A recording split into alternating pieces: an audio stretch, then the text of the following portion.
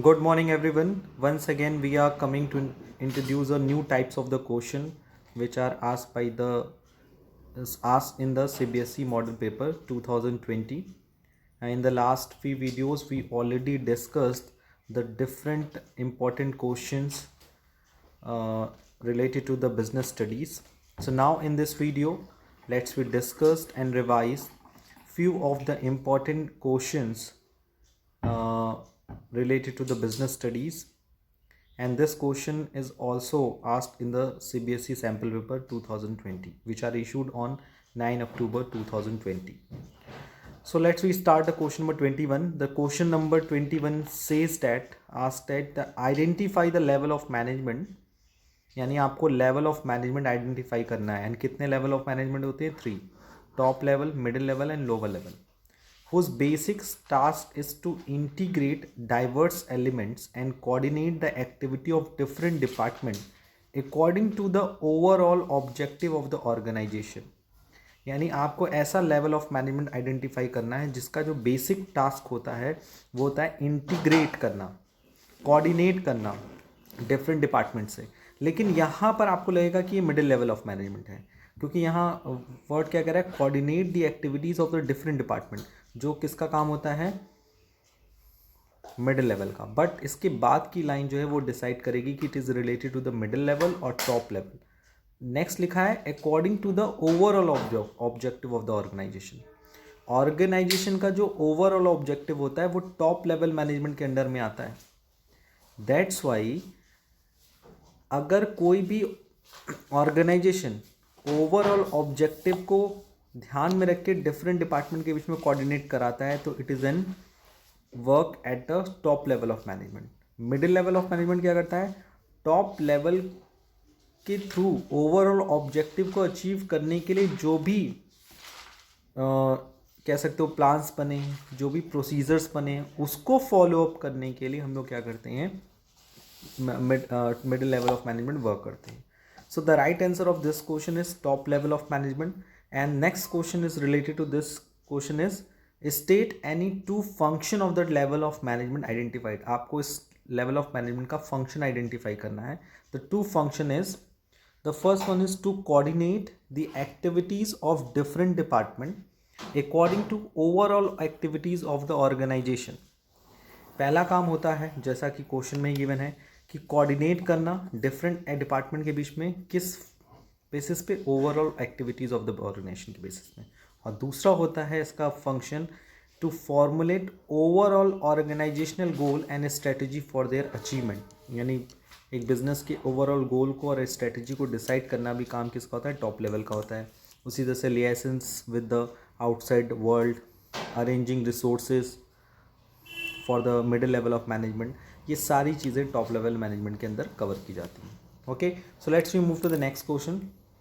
Next question is explain internship training and vestibule training and classifying them as a on the job and off the job method of training.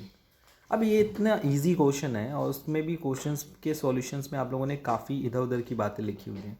Simple सी बात है, internship training क्या होती है? वो on the job training method है. और of vestibule training क्या है? ये of the job method of training है. पहला तो सिंपल सा 1 मार्क्स का आंसर तो यही हो गया. अब एक्सप्लेनेशन की बात करते हैं. इंटर्नशिप ट्रेनिंग क्या होती है? You know very well. जो प्रोफेशनल इंस्टीट्यूशंस होते हैं वो क्या करते हैं? कुछ स्पेसिफिक कंपनीज़ के साथ या किसी भी स्पेसिफिक ऑर्गेनाइजेशन के साथ टाई अप कर लेते हैं और अपने यहाँ के जो भी स्टूडेंट्स हों उनको प्रैक्टिकल नॉलेज प्रोवाइड करने के लिए वो क्या करते हैं? भेजते हैं इंटर्नशिप पे. जैसे कि अगर हम सबसे पॉपुलर प्रोफेशन कहें अपने कॉमर्स डिपार्टमेंट का, that is an chartered accountant. तो चार्टर्ड अकाउंटेंट में भी यू नो वेरी वेल कि एक सर्टेन स्टेप क्वालिफाई करने के बाद स्टूडेंट को या जो भी सीए फाइनल में अपीयर होने वाला है उसे चार्टर्ड अकाउंटेंट के पास जाकर क्या करना पड़ता है? इंटर्नशिप लेनी पड़ती है. Similarly this training is also applicable in the field of the company secretary, cost and work accountant, as well as the MBA students के लिए भी ये सारी चीज़ें होती है. तो internship training basically professional institution के थ्रू होता है और इस पर एक लोअर रेमनरेशन भी पे करने का लॉ है. According to ICAI, institute of chartered accountant of India, institute of company secretary of India, इन्होंने इसके लिए एक रूल भी बनाया हुआ है कि जो भी स्टूडेंट्स अपीयरिंग हैं और वो इंटर्नशिप ट्रेनिंग करने के लिए किसी भी फर्म के साथ अटैच होते हैं तो उनको एक मिनिमम रेम्यूनरेशन भी मिलना चाहिए, और विच इज़ कॉल्ड स्टाइपेंड।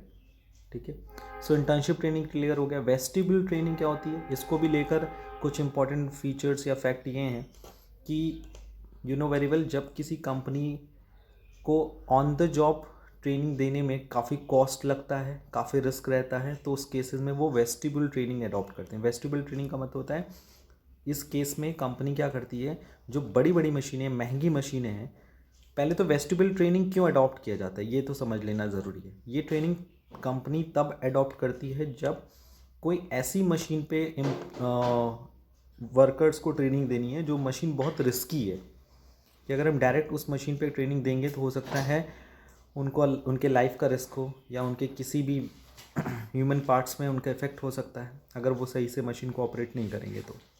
दूसरा, वो मशीन इतनी कॉस्टली है कि अगर छोटी मोटी मिस्टेक हुई तो मशीन ख़राब हो जाएगी, फिर उस मशीन की रिपेयरिंग का खर्चा देखना पड़ेगा। तो दैट्स वाई इस केस में कंपनी क्या करती है, वेस्टिब्यूल ट्रेनिंग अडॉप्ट करती है। वो क्या करती है कि एक मशीन का डमी मॉडल प्रिपेयर करते हैं, और मशीन के डमी मॉडल में वो मशीन की जो बेसिक चीज़ें हैं वो एम्प्लॉयज़ को प्रोवाइड कर दी जाती है, जिससे दो चीज़ें हों, एक मशीन ख़राब भी ना हो, यानी इतनी नॉलेज दे दी जाएगी एम्प्लॉयज़ को, वर्कर्स को, कि आप मशीन ऐसे ऑपरेट करिए कि मशीन ख़राब भी ना हो, नंबर वन। दूसरा, मशीन से रिस्क भी ना हो, यानी उसको ऑपरेट करते वक्त ऐसा ना हो कि आपको मशीन ऑपरेट करते वक्त किसी भी वर्कर्स का हाथ कट गया, पैर कट गया, या उसकी लाइफ डेंजर में आ गई, तो उसको इतनी नॉलेज दे दी जाती है वेस्टिब्यूल ट्रेनिंग में कि वो मशीन को सफिशिएंट ऑपरेट कर सके। तो यही है इंटर्नशिप ट्रेनिंग और वेस्टिब्यूल ट्रेनिंग।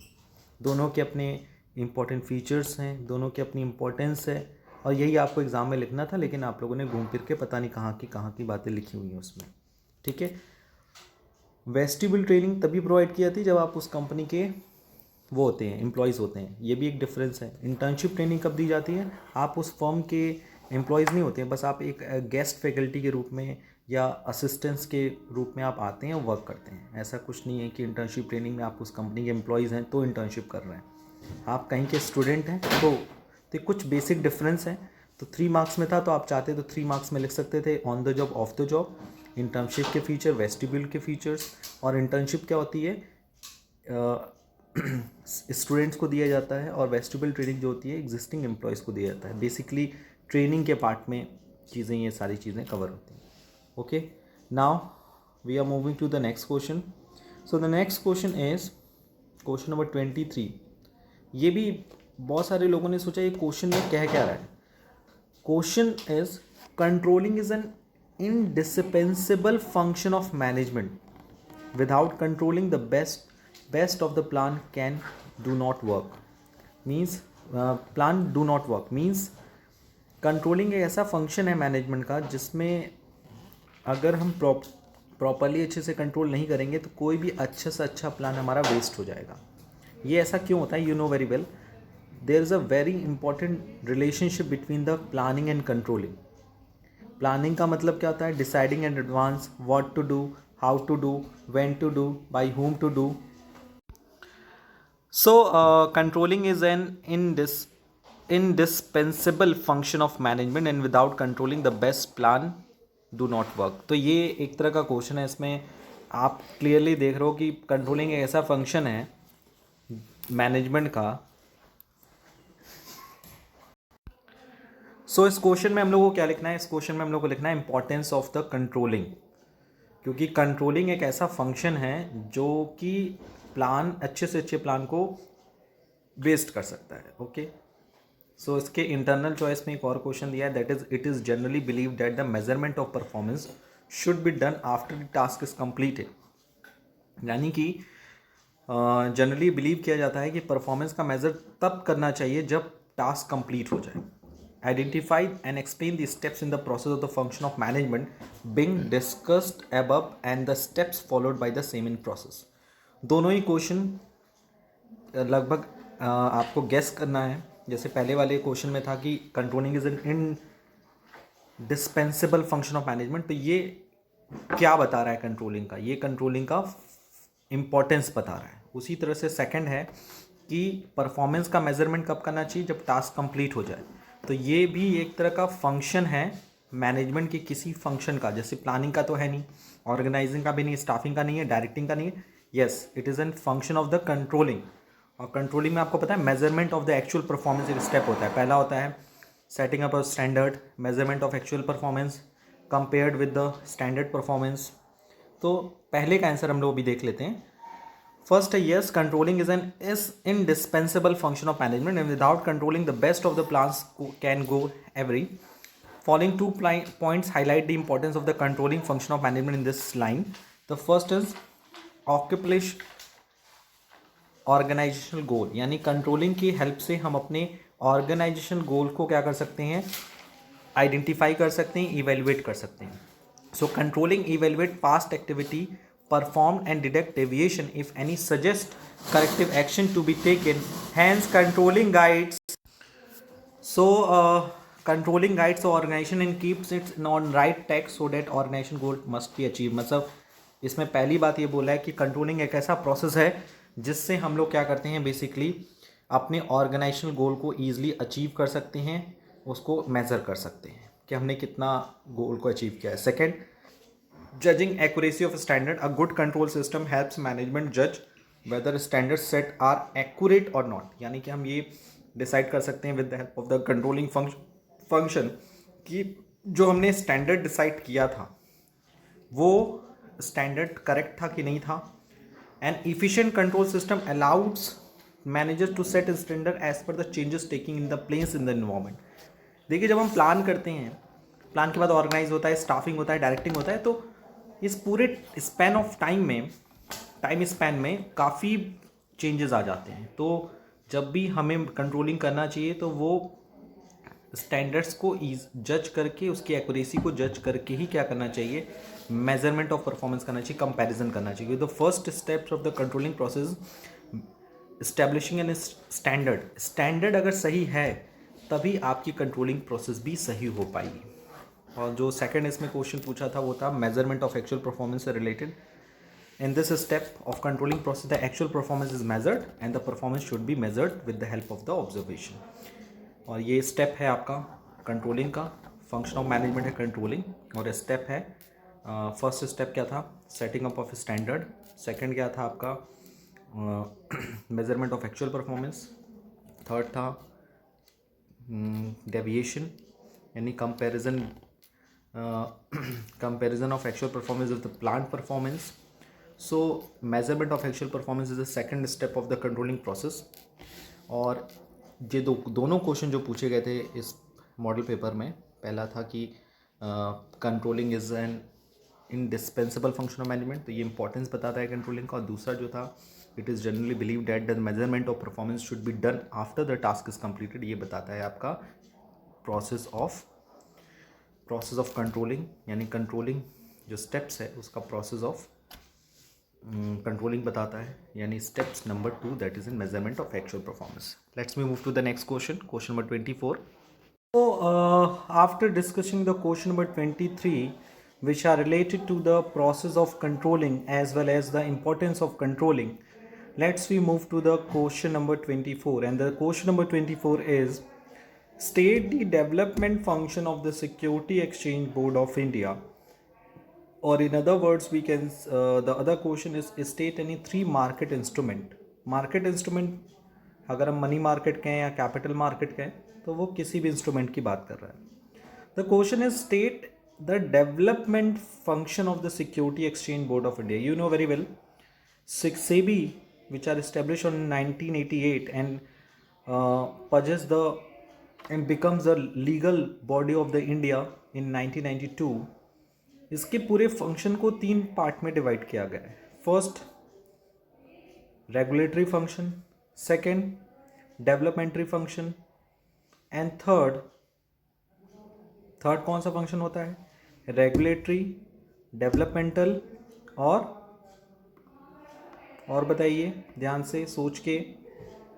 चलिए मैं आपके ऊपर छोड़ता हूँ. सो 3 types of the function of the SEBI performed performed by there activities, जिसमें टॉप पे आता है रेगुलेटरी फंक्शन, सेकेंड आता है डेवलपमेंट्री फंक्शन, और थर्ड कौन सा आता है ये हम आपके ऊपर छोड़ते हैं, ठीक है। और इसमें ये क्वेश्चन पूछा है कि कोई भी मार्क्स के अकॉर्डिंग, जैसे 3 मार्क्स का है तो 3 मार्क्स के अकॉर्डिंग आपको 3 फंक्शन बताने पड़ेंगे डेवलपमेंट्री फंक्शन, ठीक है। तो डेवलपमेंट्री फंक्शन की अगर हम बात करें, so you know very well, developmental function मतलब जो सेबी को, यानी कि जो स्टॉक एक्सचेंज को है, सेकेंडरी मार्केट को है, वो डेवलप करे, आगे बढ़ाए। तो उसके लिए हम लोग बेसिकली कुछ इम्पॉर्टेंट फंक्शन को ध्यान में रखते हैं। पहला है training intermediaries in the security market, क्योंकि you know very well security market में जो भी काम करता है उसे प्रॉपर ट्रेनिंग की ज़रूरत है। बिना ट्रेनिंग के अगर वो काम करेगा तो कहीं ना कहीं हम वो अपने जो भी कस्टमर हैं उनको प्रॉपर सर्विसेज नहीं दे पाएगा। And second is a conducting research, research करना ये सेकेंड फंक्शन है। हमेशा नई नई चीज़ों को, इनोवेटिव चीज़ों को खोजना, ये भी सेबी का एक डेवलपमेंट्री फंक्शन है। And publishing information to all market participants, और ये इंफॉर्मेशन मार्केट पार्टिसिपेंट्स को पहुंचाना ये भी ज़रूरी है। So the second function is conducting research and third is a publishing information to all market participants, यानी मार्केट के जितने भी पार्टिसिपेंट्स हैं, you know very well participants कौन कौन से होते हैं। अगर हम स्टॉक मार्केट की बात करें तो उसमें शेयर होल्डर है, इन्वेस्टर्स हैं, तो lots of participants are interested in the developmental function of the SEBI, because वो चाहते हैं कि जो मीडिएटर्स हैं जिनकी हेल्प से हम security exchange board of India पे वर्क कर रहे हैं उनको प्रॉपर ट्रेनिंग मिला हो, एज वेल एज रिसर्च करना, ये भी सेबी का एक डेवलपमेंट्री फंक्शन है। और जो इन्फॉर्मेशन, इनोवेटिव इन्फॉर्मेशन निकल कर आए उस इन्फॉर्मेशन तक को लोगों तक पहुंचाना, ये भी सेबी की एक रिस्पॉन्सिबिलिटी है, ताकि capital market, stock market develop करें। नेक्स्ट क्वेश्चन इसी का ऑप्शनल इंटरनल चॉइस में, that is in state any 3 market instrument, किसी भी 3 मार्केट इंस्ट्रूमेंट को एक्सप्लेन करिए, नरेट करिए। सो द फर्स्ट जो सबसे पॉपुलर मनी मार्केट इंस्ट्रूमेंट है that is an treasury bill. What is an treasury bill? Treasury bill is an instrument of short term borrowing by the government of India maturing in less than 1 year. यानी treasury bill का एक instrument है जिसे government of India issue करती है, ठीक है, boring लेने के लिए, और जिसकी मैच्योरिंग पीरियड यानी जिसका पेमेंट पीरियड 1 साल के बाद का होता है। और ये क्यों इशू करती है, इसमें लिखा है it is issued by the reserve bank of India. ये सेंट्रल गवर्नमेंट डायरेक्टली इशू नहीं करती, इसे इशू करता है रिजर्व बैंक ऑफ इंडिया, वो भी किसके बिहाफ पे, सेंट्रल गवर्नमेंट के बिहाफ पे। क्यों इशू करता है? To meet its short term requirement of fund, ताकि जो बिजनेस के जो शॉर्ट टर्म फंड्स हैं, शॉर्ट टर्म नीड्स हैं, वो पूरे हो सकें। Treasury bill are also called zero coupon bonds, ये पता है आपको? ट्रेजरी बिल यानी टी बिल को हम जीरो कूपन बॉन्ड भी कहते हैं। They are issued at a price lower than the face value, जो इशू होता है फेस वैल्यू से कम पर, एंड रिडीम्ड होता है पार पर। यानी कि इशू करेंगे 100 का है तो 90 पे इशू करेंगे, और रिडम्पशन करेंगे तो 90 के बदले हम उसको कितना देंगे, 100। And they are highly liquid and have very minimum risk of default, और ये सबसे हाईली लिक्विडेटेड होता है और इसमें रिस्क भी कम होता है। सेकेंड, अगर हम मनी मार्केट इंस्ट्रूमेंट की बात करें, second is an call money, you know very well.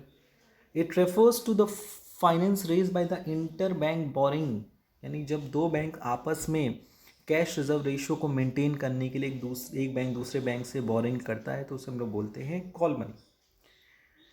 And the fund are for very short period of time, और ये फंड बहुत ही छोटे टाइम के लिए होता है, यानी 1 से 15 दिन के लिए। The rate of the interest for the boring is called rate, यानी कि जो रेट ऑफ इंटरेस्ट होता है वो कितना होता है, वो नॉमिनल होता है और उसको हम लोग कॉल रेट कहते हैं। और ये 1 से 15 दिन के लिए होता है, 1 से 15 दिन भी नहीं आता, 1 से 5 डेज के अंदर ही कॉल मनी बोरो की जाती है एक बैंक के द्वारा दूसरे बैंक से। नेक्स्ट की अगर हम लोग बात करें वो है commercial paper. These are the short term unsecured promissory note issued by the large credit worthy companies to raise short term fund. The rate of the interest is lower than the market rate and it is in maturity period of 15 days to 1 year. यानी commercial paper एक short term unsecured promissory notes हैं जिसे issue करती है large credit worthy companies, यानी जिसकी market में credit अच्छी होती है वो कंपनी इशू करती है। किस लिए इशू करती है? To raise short term fund, ताकि वो मार्केट से शॉर्ट टर्म फंड रेज कर सके। और जो रेट ऑफ इंटरेस्ट होता है किस पे, जो रेट ऑफ इंटरेस्ट होता है वो मार्केट रेट से कम होता है। यानी कॉमर्शियल पेपर एक तरह का short term unsecured promissory note है जैसे लार्ज कंपनी इशू करती है कि मैं प्रॉमिस करता हूँ कि मैं आपको इतना पैसा इतने टाइम के बाद रिटर्न कर दूंगा, और इसका भी जो रिटर्न इंटरेस्ट होता है वो भी मार्केट रेट से कम होता है। It has a maturity period 15 days to 1 year, 15 दिन से 1 साल इसका मैच्योरिटी पीरियड होता है। तो ये है आपका द इम्पॉर्टेंट क्वेश्चन नंबर 24, जिसमें ये पूछा गया था पहले ये पूछा गया था डेवलपमेंट्री फंक्शन, तो किसका डेवलपमेंट? सेबी का, रेगुलेटरी, डेवलपमेंट्री, और एक मैंने आपको कहा है कि आप बताएंगे हमको। और डेवलपमेंट्री में कुछ फंक्शन हमने बताया, पहला था इंटरमीडिएट्स को ट्रेन करना, थर्ड EIPOs डेवलप करना, ये भी कर सकते हो आप लोग, और थर्ड है आपका रिसर्च करना, और जो नेसेसिटी इन्फॉर्मेशन है वो लोगों तक कम्युनिकेट करना, कैपिटल मार्केट को नीड के अकॉर्डिंग डेवलप करना ताकि लोग ईजिली उसको रेगुलेट कर सकें, उस पर वर्क कर सकें, वॉट एवर। ठीक है। और उसके बाद हम लोगों ने पढ़ा कोई भी 3 important instrument of the money market, जिसमें हम लोगों ने फर्स्ट पढ़ा T-bill issued by the RBI on the behalf of government, central government. It is also called zero coupon bond and it is very highly liquid instrument. And second is call money. It is it is a technique by which banks takes a finance from the another bank to maintain the CRR specified by RBI. It is a very short period of time. And third is a commercial paper. Commercial paper is a short term unsecured promissory notes issued by the large credit worthy company, यानी एक तरह का short term unsecured promissory note है जिसे large credit worthy company मतलब जिसकी goodwill बहुत अच्छी होती है वो कंपनी इस तरह की चीज़ों को इशू करती है। आगे बढ़ते हैं नेक्स्ट क्वेश्चन नंबर 25। बहुत ही ध्यान से देखिएगा, इस तरह के क्वेश्चंस को लेकर लोगों के मन में काफ़ी कन्फ्यूज़न होते हैं, तो उस कन्फ्यूज़न को हमें ध्यान में नहीं रखना है, उस कन्फ्यूज़न को दूर करना है। In an interview with a leading news channel, एक इंटरव्यू था लीडिंग न्यूज़ चैनल का, mister Rakesh Kawatra, CEO of Get My Job, वो CEO हैं गेट माई जॉब के, उन्होंने सजेस्ट किया that the companies which want more and more people to apply for a job in their organisation should make the process for applying the job easier and candidate friendly. यानी कि जो company ये चाहती है कि उसके यहाँ ज़्यादा से ज़्यादा लोग जॉब के लिए अप्लाई करें, उस ऑर्गेनाइजेशन को एक ऐसा प्रोसेस बनाना चाहिए ताकि जॉब ईजी हो और कैंडिडेट फ्रेंडली बात करें। तो यहाँ आप खुद देख रहे हो कि नाम क्लियर करें, more and more people to apply for the job in their organization. ये कहाँ की बात हो रही है? ये स्टाफिंग की बात हो रही है। और स्टाफिंग की कौन से स्टेप की बात हो रही है? ये हो रही है रिक्रूटमेंट की, क्योंकि recruitment is a process in which we induce the people to apply for the job, more and more people to apply for a job. यानी रिक्रूटमेंट एक तरीका है जिसमें हम क्या करते हैं, ज़्यादा से ज़्यादा एम्प्लॉयज़ को या वर्कर्स को या फिर पब्लिक को मोटिवेट करते हैं, इंड्यूस करते हैं कि you will apply for a job, you will apply for a particular job. Okay. और उसमें क्वेश्चन क्या है, name and explain in the next 2 step which follow the step in the process of the function of management. आपको उस 2 step को explain करना है जो स्टेप के बाद आएगा। यानी पहला तो ये हो गया रिक्रूटमेंट, क्लियर हो गया, क्योंकि रिक्रूटमेंट में आएगा। रिक्रूटमेंट के बाद आता है सिलेक्शन। तो पहला, जब हम स्टाफिंग प्रोसेस की बात करते हैं तो सबसे पहले आपको पता ही है हम लोग सबसे पहले क्या करते हैं, प्रिलिमिनरी स्क्रीनिंग करते हैं, या कह सकते हो जिसको हम लोग बोलते थे पहले हम लोग अपने ऑर्गेनाइजेशन को देखते हैं कि हमें कितने वर्कफोर्स या वर्कलोड के एनालिसिस हैं। यानी सबसे पहला हमारा क्या होता है, estimating man power requirement. Staffing का सबसे पहला पार्ट होता है कि हमारे बिजनेस में, हमारे ऑर्गेनाइजेशन में कितने मैन पावर की ज़रूरत है। उसके बाद हम ज़्यादा से ज़्यादा पीपल्स को इंड्यूस करते हैं कि they will apply for their job, वो अपने जॉब के लिए अप्लाई करें। अप्लाई करने के बाद दूसरा स्टेप क्या होता है उनका स्टेप होता है सिलेक्शन। और selection is the process of choosing. और सिलेक्शन के बाद आता है नेक्स्ट सेकंड स्टेप क्या आता है, ट्रेनिंग, प्लेसमेंट एंड ओरिएंटेशन। उसके बाद आता है ट्रेनिंग एंड डेवलपमेंट। तो I hope it is clear. So इसके बाद के जो 2 स्टेप्स हैं, पहला है selection, it is a process of choosing the best candidate from the pool of the candidate develop at the stage of the recruitment. इन recruitment में हम ज़्यादा से ज़्यादा लोगों को क्या करते हैं, अप्लाई करवाने के लिए इंड्यूस करते हैं। फिर सिलेक्शन में क्या करते हैं, एक सिलेक्शन टेक्निक होती है, सिलेक्शन प्रोसेस होता है जिसमें हम रिक्रूटमेंट में आए हुए जितने भी कैंडिडेट है उसमें से जो करेक्ट कैंडिडेट है या बेस्ट कैंडिडेट है उसको सेलेक्ट करते हैं। It increase the morale of the selected employ. इससे क्या होता है, जो सेलेक्टेड एम्प्लॉयज़ हैं वो उनके मोरल इंक्रीज़ होता है और उनको लगता है कि उनको जो जॉब मिली है वो एक प्रॉपर सिस्टम को फॉलो करके मिली है, ताकि बाकी लोगों के मन में भी आता है कि यार मेरे साथ किसी तरह का कोई डिस्क्रिमिनेशन तो नहीं हुआ है। Next is placement and orientation. ये क्या है, प्लेसमेंट का मतलब होता है putting the selected candidate on the job. Placement means जो कैंडिडेट सेलेक्ट हुए हैं उनको उनके जॉब को पे रखना। क्योंकि देखो, जॉब क्वालिफाई करना, फिर जॉब के लिए फॉर्मेलिटीज़ पूरी करना, फिर जॉब को ज्वाइन करना, सब में बहुत अंतर है। जब आप जॉब ज्वाइन करने जाओगे तो एक प्रोफेशनल ऑर्गेनाइजेशन में या किसी भी स्टेचुरी ऑर्गेनाइजेशन में जॉब को ज्वाइन करने के लिए पहले आपको रिक्रूटमेंट के बाद सिलेक्शन में टेस्ट पास करना पड़ता है, या जो भी सिलेक्शन का जो भी प्रोसेस तय किया गया है उसको पास करने के बाद आपका प्लेसमेंट होता है। प्लेसमेंट का मतलब होता है कि आप जिस जॉब के लिए सेलेक्ट हुए आपको वो जॉब में देना। यानी in simple word it means the putting the person on the job for which he is selected. उन्हें उस जॉब के लिए रखना जिसके लिए वो सेलेक्ट हुए हैं। It is the process of matching the candidate with the job in the organization. Clear? यानी कि प्लेसमेंट का मतलब होता है कि उनको उनके जॉब के साथ मैच करना। सिंपल सी बात, प्लेसमेंट, प्लेस के साथ उनको मेंट कर देना।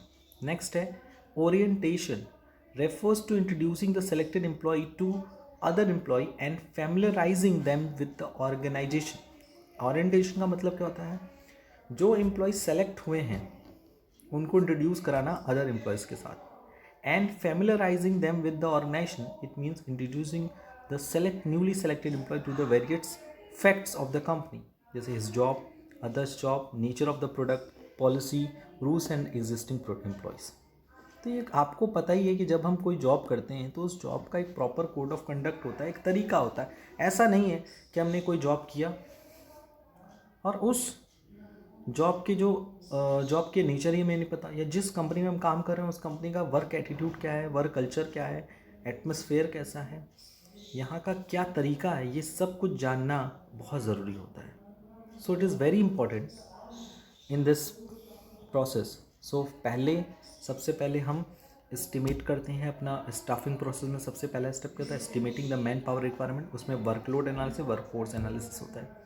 उसके बाद जो आपके में दिया हुआ है इस केस स्टडी में, दैट इज़ इन रिक्रूटमेंट, ताकि हम अपने एम्प्लॉयज़ को ज़्यादा से ज़्यादा या कंपनीज़ क्या कर सके, ज़्यादा से ज़्यादा जॉब्स के लिए अप्लाई करा सके, उसके लिए रिक्रूटमेंट कराते हैं हम लोग। रिक्रूटमेंट का मतलब होता है लोगों तक बातें कम्युनिकेट करना और उनको आप उस जॉब की फैसिलिटी बताना, पॉजिटिविटी बताना, ताकि वो उस जॉब के लिए अप्लाई करें। ठीक, उसके बाद है सिलेक्शन। सिलेक्शन में क्या होता है, सिलेक्शन में हम लोग जो रिक्रूटमेंट में ज़्यादा से ज़्यादा पीपल आते हैं क्योंकि recruitment is a positive process, उसमें हम ज़्यादा से ज़्यादा कैंडिडेट को सेलेक्ट करते हैं। वेयर इज़ अ सिलेक्शन में क्या करते हैं, जो कैंडिडेट रिक्रूटमेंट में आए हैं लेकिन वो उस जॉब के लिए फिट नहीं है, सिलेक्शन टेस्ट के थ्रू उनको उस जॉब के लिए अनफिट डिक्लेयर करना, और वही उन्हीं कैंडिडेट को सेलेक्ट करना जो उस जॉब के लिए फ़िट है, जो उस जॉब के लिए क्वालिफ़िकेशन रखते हैं, मेंटल एबिलिटी रखते हैं, बहुत सारे फीचर्स। आपको पता है सिलेक्शन टेस्ट में हम लोग पहले हम लोग स्क्रीनिंग करते हैं, सिलेक्शन टेस्ट होता है, इंटरव्यू होता है, मेडिकल होता है, बैकग्राउंड रेफरेंसेस होता है, फिर उनको अपॉइंटमेंट देते हैं। और उसके बाद प्लेसमेंट एंड ओरिएंटेशन क्या होता है, लोगों को जॉब देना। और फिर ओरिएंटेशन का मतलब होता है, जो आपको पता है जब कोई नया जॉब में आता है तो उसको अपने सुपीरियर सबऑर्डिनेट के साथ फैमिलराइज करना, बताना कि आप कि आपको कौन सी जॉब दी गई है और आपका जॉब का नेचर क्या है, आपको इस जॉब को करने के लिए कैसे एटीट्यूड रखना होगा, आपकी पॉलिसी क्या होगी, रूल्स क्या होंगे, ये सब चीज़ें मेंटेन करना इज़ वेरी इंपॉर्टेंट। सो ये जो नेक्स्ट क्वेश्चन है इसको हम लोग नेक्स्ट वीडियो में डिस्कस करेंगे। ये लीडरशिप स्टाइल से रिलेटेड क्वेश्चन है। ओके, सो आज के इस वीडियो में हम लोगों ने सैम्पल पेपर के कुछ और क्वेश्चन डिस्कस किए और मुझे लगता है कि हम लोगों को सैम्पल पेपर में दिए गए सारे क्वेश्चन के जो बैकग्राउंड्स हैं वो अच्छे समझ में आ रहे होंगे। और सबसे इंपॉर्टेंट बात है, आप देख रहे होंगे कि किस चैप्टर से किस तरह के क्वेश्चन पूछे जा रहे हैं। So I hope today we cleared all the questions very easily, and I request to all the students kindly solve maximum sample paper given in your side book. Okay, so thank you, thanks a lot, and take care.